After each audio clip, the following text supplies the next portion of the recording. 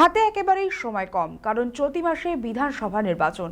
সব রাজনৈতিক দলের প্রার্থীরা একে একে মনোনয়নপত্র জমা দিতে শুরু করেছেন।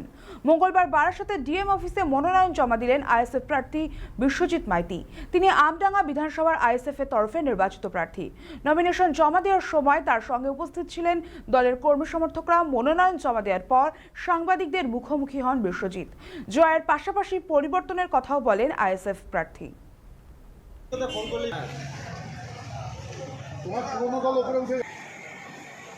দেখুন, জেতা হারা 2011 সালের পর থেকে পশ্চিম বাংলার প্রত্যেকটা পঞ্চায়েত, প্রত্যেকটা পৌরসভায় সাধারণ মানুষের গণতান্ত্রিক অধিকারকে লুট করা হয়েছে।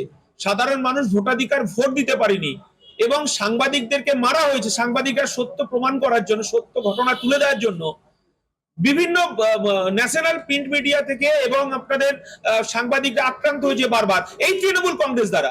আমরা বলতে চাইছি, সাংবাদিকদের যেমন গণতান্ত্রিক অধিকারকে হরণ করেছে তৃণমূল কংগ্রেস এবং বিজেপি, ঠিক তেমনি ভাবে সাধারণ মানুষের অবস্থা সঙ্গীন অবস্থা পরিণত হয়েছে।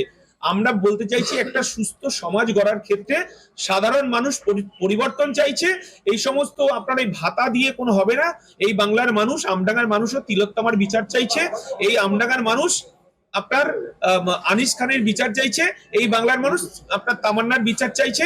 থেকে বড় কথা, রাষ্ট্রের দ্বারা, রাষ্ট্রের সরকার পরিচালিত দ্বারা মুসলমান সংখ্যালঘু ভাইদেরকে ভয় দেখানোর চেষ্টা হচ্ছে। কিন্তু আমরা ইন্ডিয়ান সেকুলার ফ্রন্ট, আমরা যারা বামপন্থী পার্টি করি, আমরা সাধারণ মানুষকে অভয় দেওয়ার চেষ্টা করছি যে আপনারা ভয় পাবেন না। এবং সংবিধান আছে, সংবিধান আমাদের যে অধিকার দিয়েছে সেই অধিকার বলে বৈধ ভোটার, যারা বৈধ ভোটার, সেই বৈধ ভোটারের অধিকার ফিরে পাবে। এই আশ্বাস আমরা পশ্চিম বাংলার সাধারণ মানুষকে আমরা প্রতিনিয়ত দিয়ে চলেছি এবং সেই জায়গায় দাঁড়িয়ে সাধারণ মানুষ অভয় পাচ্ছে। বাইনারি পলিটিক্স করার চেষ্টা হচ্ছে, আর আমরা বাইনারি পলিটিক্স কিভাবে রোখা যায়, এই ভয়ানক তৃণমূল কংগ্রেসের হাত থেকে মানুষকে যদি বাঁচাতে না পারি, আমার শিক্ষা প্রতিষ্ঠান বাঁচবে না, আমার স্বাস্থ্যকেন্দ্র বাঁচবে না, আমার পানীয় জল আমি ঘরে আনতে পারবো না। সেই কারণে প্রথম আমার শান্তিতে ঘুমোতে যেতে হবে। আর আরেকটা কথায়, আপনার সাহিত্যের কথায়, আমার সন্তান যেন থাকে দুধে ভাতে, সেই ব্যবস্থা করার ক্ষেত্রে শান্তি প্রতিষ্ঠা করতে হবে।